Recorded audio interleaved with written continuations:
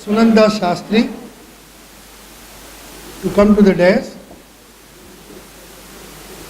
She will be presiding over this session, which will be on Dharma Shastra and Artha Shastra.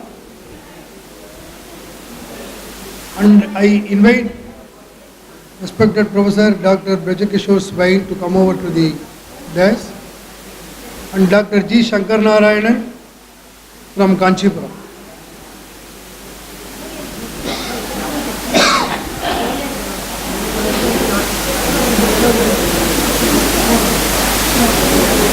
Dr. Sunanda Shastri will be giving lecture under the R. Narasimhachari Endowment.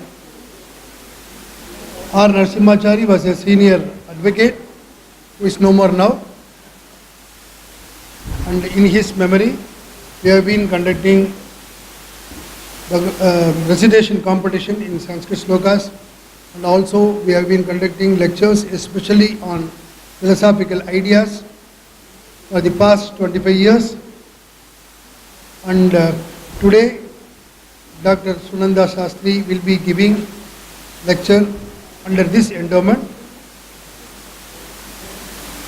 And to introduce Professor Sunanda Shastri,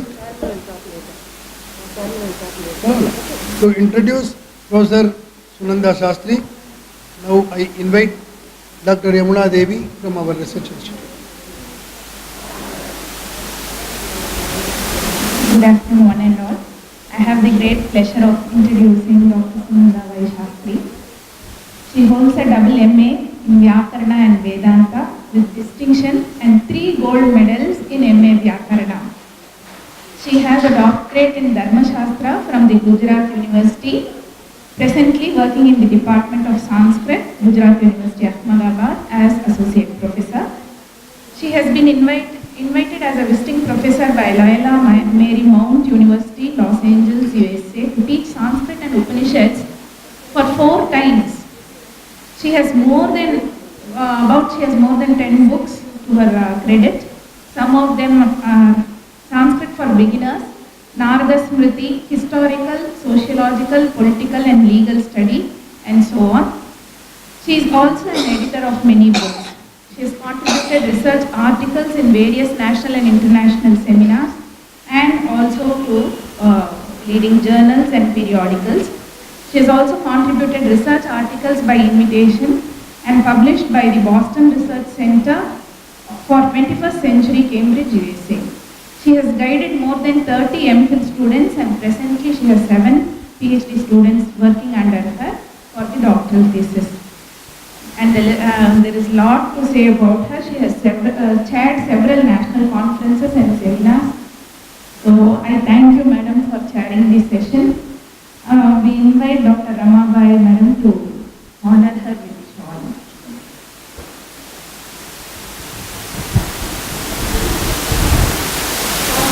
Shawl Guruma.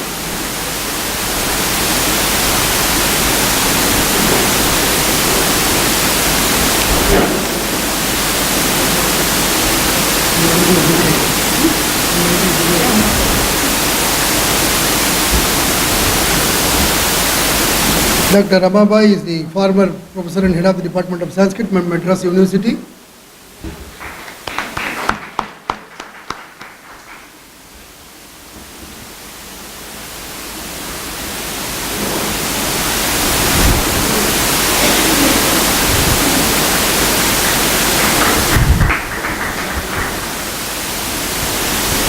So till date she is the only woman to occupy that position in Madras University. Professor Ramabai.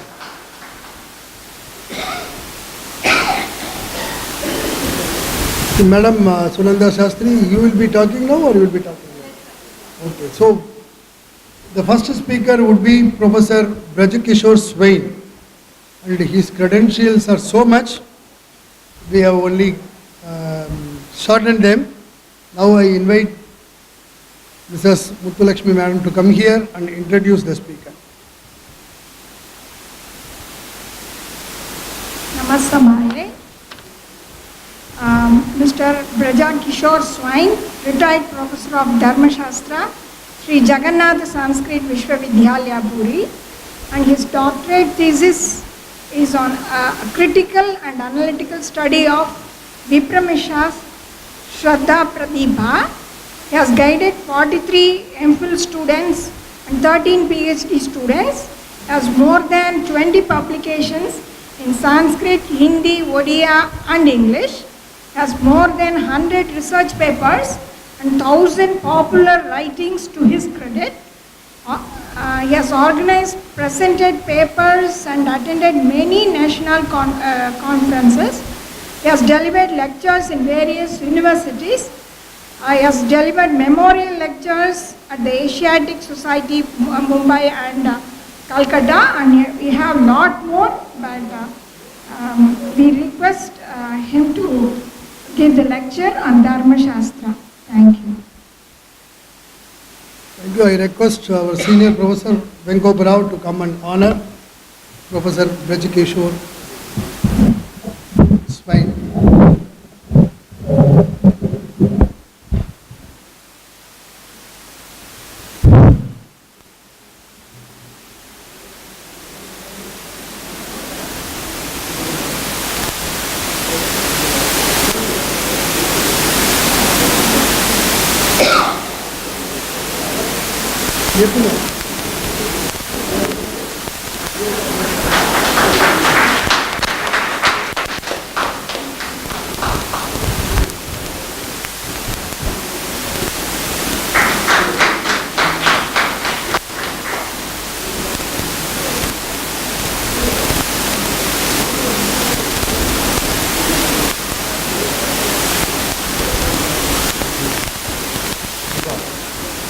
Thank you, sir. Over to Professor Swain.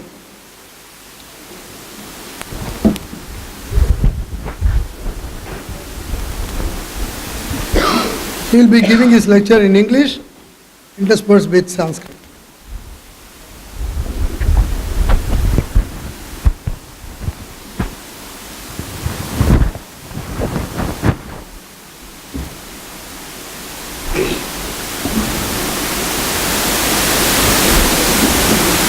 Nilachal निवासाय नित्याय परमात्मने बलभद्र सुभद्राभ्याम जगन्नाथाय ते नमः.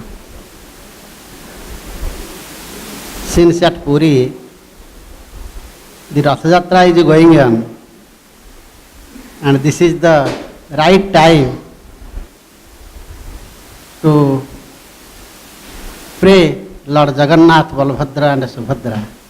Therefore, in this present time and before the August assembly, I pray Lord Jagannath to bless each, every and us all. Respected chairperson, my co-speaker and distinguished scholars and guests. At the outset, I express my gratitude and thankfulness to the authorities of the institute for inviting me to be accommodated in this distinguished hall with you. Since my subject is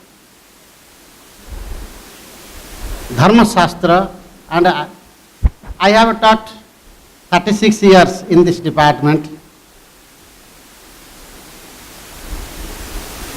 and it is a proud privilege on my part to share something with you regarding this environmental and ecological awareness as depicted in Dharma Shastra literature.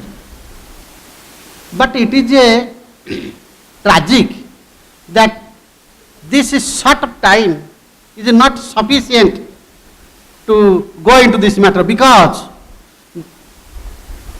Veda and other Shastras describe this matter.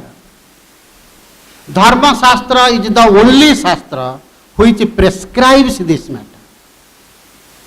That is why awareness is related to prescription, not a description.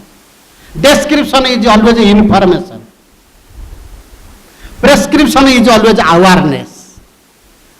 That is why this topic is very much relevant to Dharma Shastra literature. And I take only 25 minutes. Please take note of it and adjust your watch. I will conclude my speech within 25 minutes. Since Dharma Shastra literature is a vast literature, I confined my topic only to Manu Smriti. Only Manu Smriti my topic is confined. I will not go beyond that. Modern day environmentalists of the world over have seriously started considering on the diversified aspect of the role of a religion that can, rather must play in saving the natural environment. Nature is the God's manifestation to a religious believer, while from a scientific point of view, it is getting deteriorated at an exponential increasing rate. The complete devotion of the special millennium issue of the journal The Ecologist, volume 30, number 1, January 2000, published by Ecosystem Ltd, London, is an attempt to rediscover the wisdom inherited in ancient religions and to revive the cosmic or ecological theologies that rendered the basis of different religious traditions once upon a time. The editorial comments, religion today has been very much affected by the shift from the traditional to the modern world. And despite the fact that the majority of the world's people are still religious believers, yet it no longer fulfills its original role. In this context, Manu Smriti has a specific role. While Manu prescribes something, he has to keep in mind 5 points. First, socio-ecological niche. Second, academic environment. Third, family atmosphere. Fourth, social interaction. Fifth, an environmental necessity. Sixth, ethical protection for biota. Of these 6, my paper is related only 1 point. That is an environmental necessity which is related to environmental and ecological awareness of that time.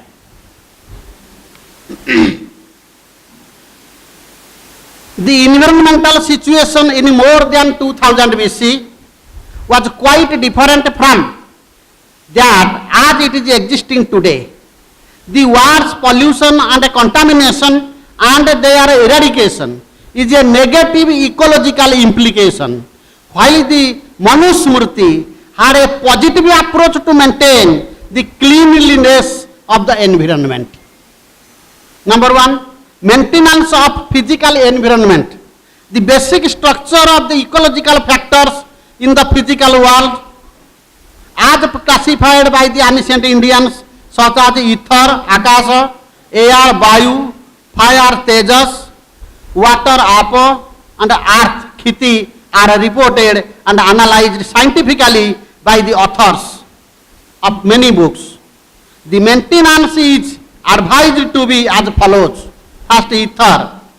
The utterance of the syllable Om and the creation of vibrations thereof is a means to conjure the knowledge and as well implementation of a truth in one's feeling, action and expression are the basis for the purification of the ethereal environment. Moreover, speech is the root for determination of all things from which everything proceeds and dishonest with respect of speech is dishonest in everything. Vacyarthaha niyatah sarve. Bangmula bag vinisrutaha. Thanks to just tenayate vacham sa sarvastaya krutnara. Chapter 4, Shloka 256. Then air.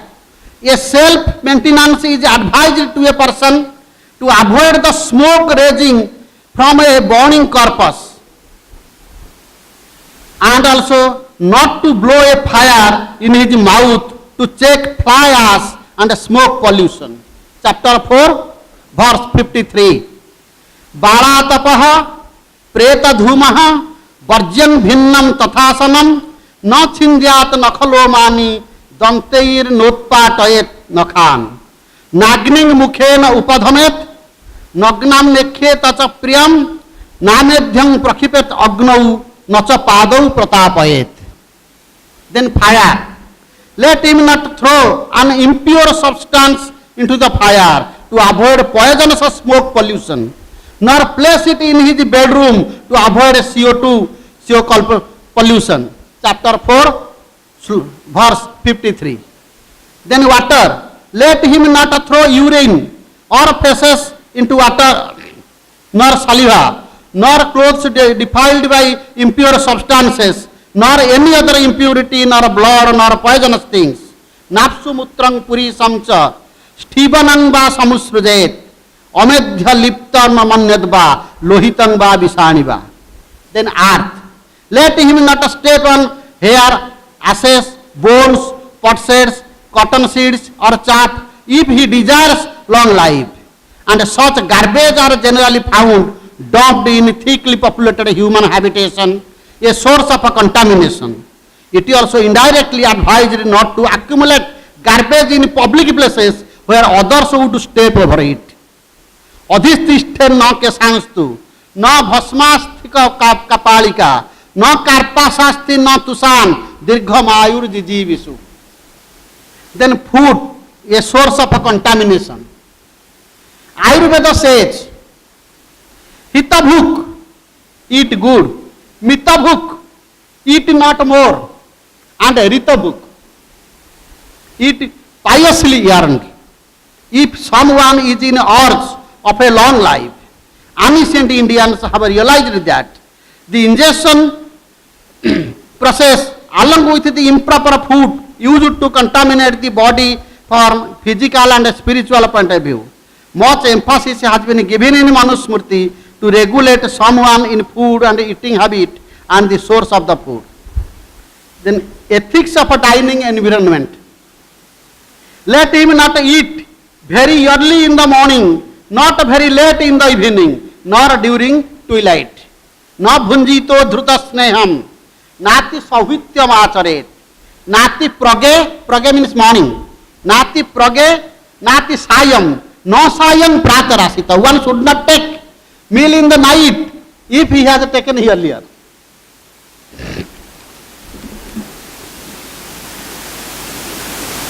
Ethical dining environment is related to time, container, direction, mode of eating, amount of eating, mode of a service, the dicta. I have mentioned the time, then container. Let him avoid a broken disc or one appears defiled. Then dress. Let him not eat lying on a bed, nor holding the plates in his hands, contrary to a Western civilization often considered to be of a status symbol in buffet reception, nor on a seat dining table.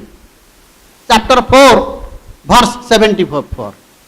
Let him eat while his feet are wet to attain a long life. Then direction. For a long life, let him eat facing the east. For fame, turning to the south. For prosperity, turning to the west. For truthfulness, turning to the north. Then mode of eating. Let him always worship his food and eat without contempt. Rejoice when he sees the food and show a pleased face and pray that he may always obtain it worshipping the food gives strength and mental vigor. Chapter 2, verse 54 and 55. Amount of eating. Let him be aware of eating between the 2 meal times, nor overeat himself, nor eat anything in the evening if he had a heavy lunch. Excess eating is prejudicial to health, fame, and prevents acquisition of spiritual merit. Chapter 2, verse 57. Let him always sip water before and after eating.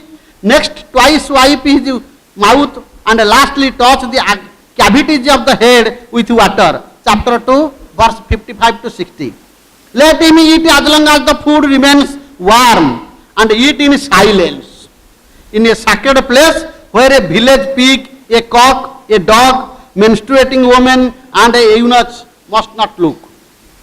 Then mode of service. Let him who serves the food on no account drop a tear, become angry, utter an untruth, nor touches the food with his feet, not violently serve the food as if throwing. Chapter 3, verse 229. Let him not give the remnants of his meal to anybody, nor move anywhere without having purified after his meal. The dicta means chapter 5, from verse 205 to 224 explain the quality and the source of a food can be divided into 3 categories as follows. First, quality and the source of a food. Number 1, disrespectable food. Food offered by an invitation to all concerned, declared to be bad by a learned man. What has been touched intentionally with the food? Food offered without due respect. Then possibility of a contamination.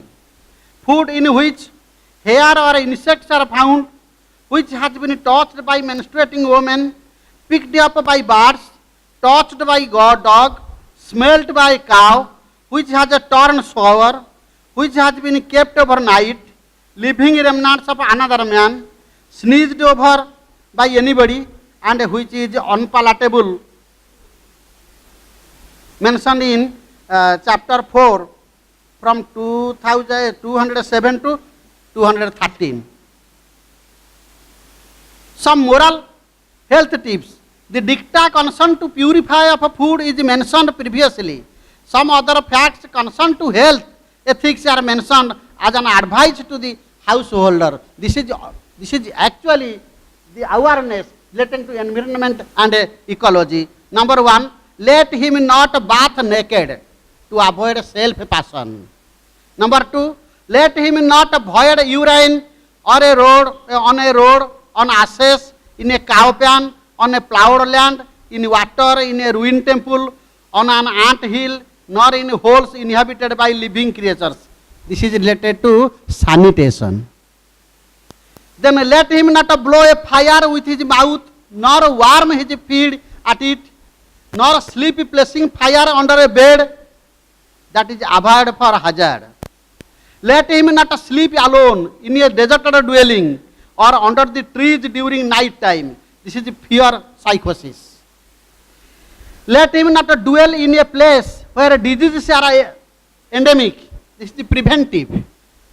Let him not eat anything from which the essence is extracted. Let him not excessively dance, sing, play musical instrument, clap or slap his limbs, grind his teeth or make uncouth noises.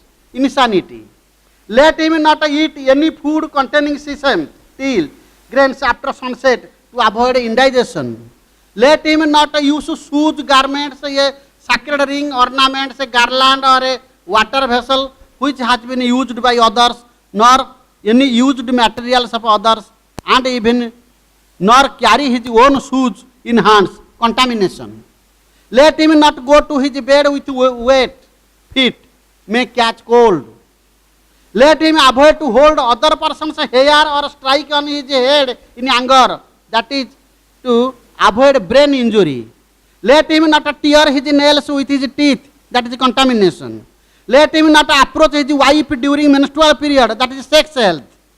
Let him avoid sex with any female other than his wife, that is sex health. Let him not step intentionally on things used for cleaning the body or water used for a bath, on urine or odor, or on blood, on mucus, on anything spat out or vomiting, that is contamination.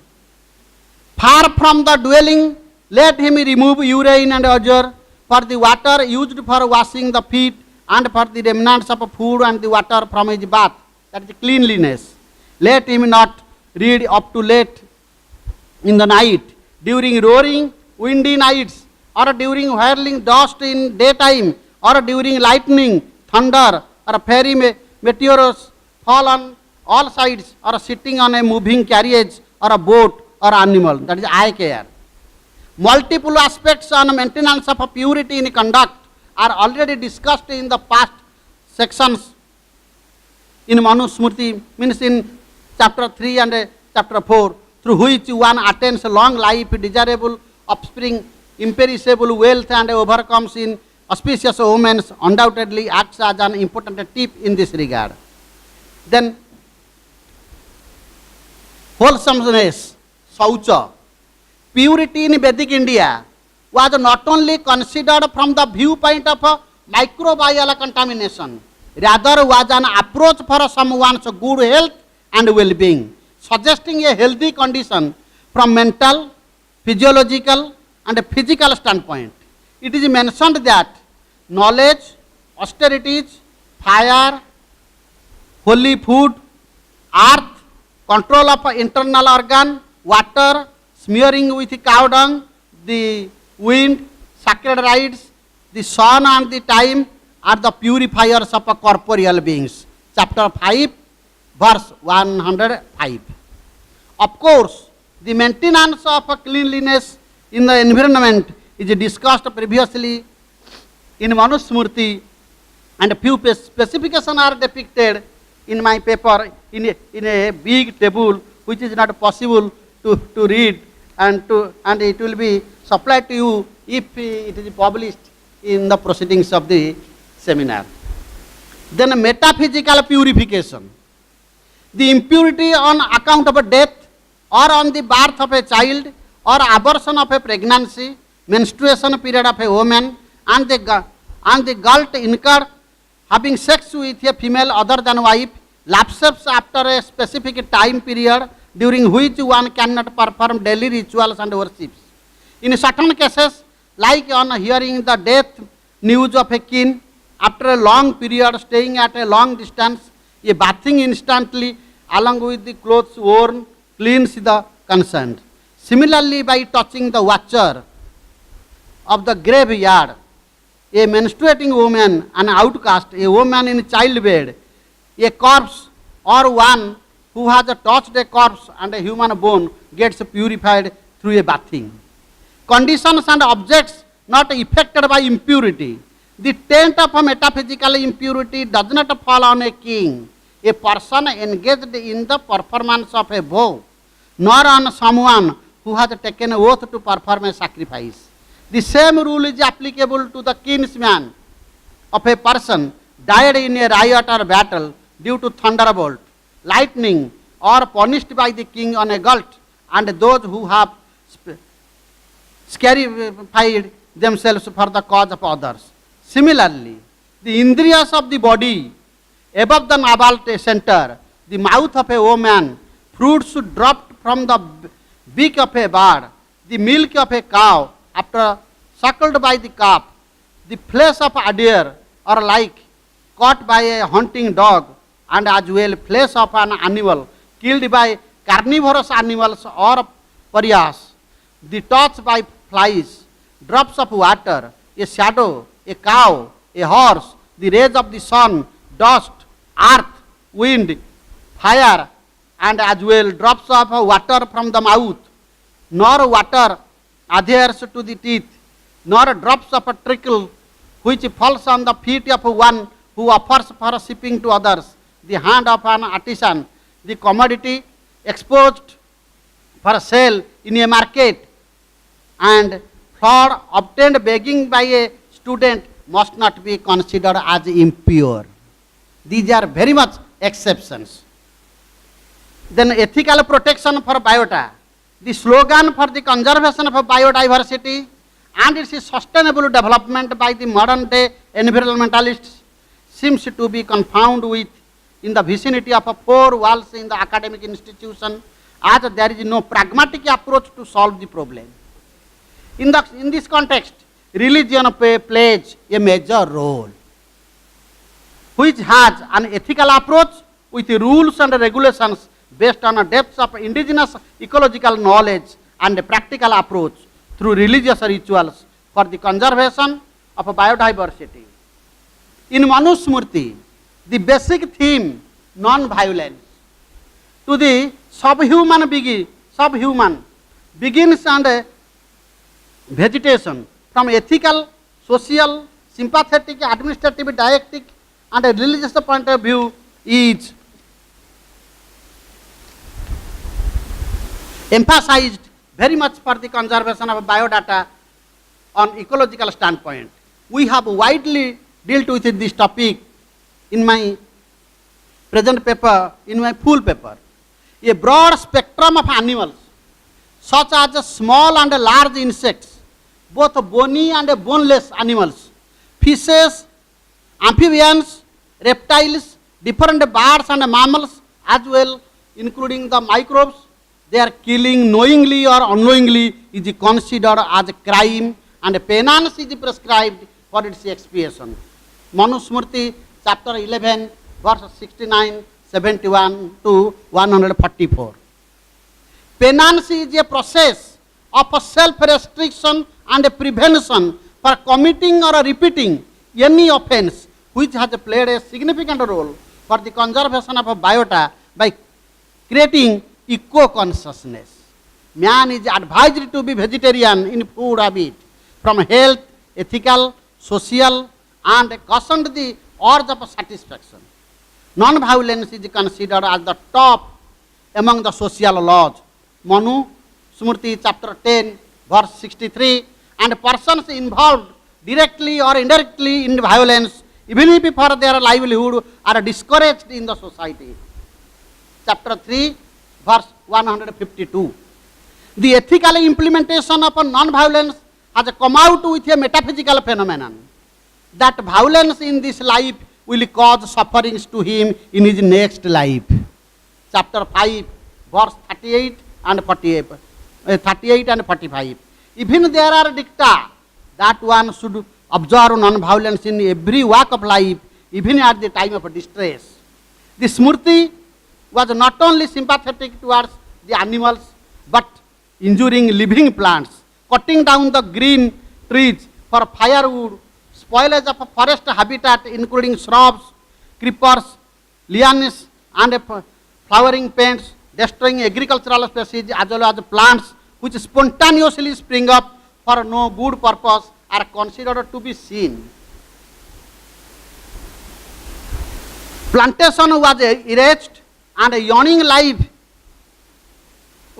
livelihood by plantation was not considered as a genius profession. Moreover, the administrative responsibility was not only for the protection of human beings only, but also for the plants and animals, as well as the king is advised to conserve himself from the involvement in the cruel play of hunting.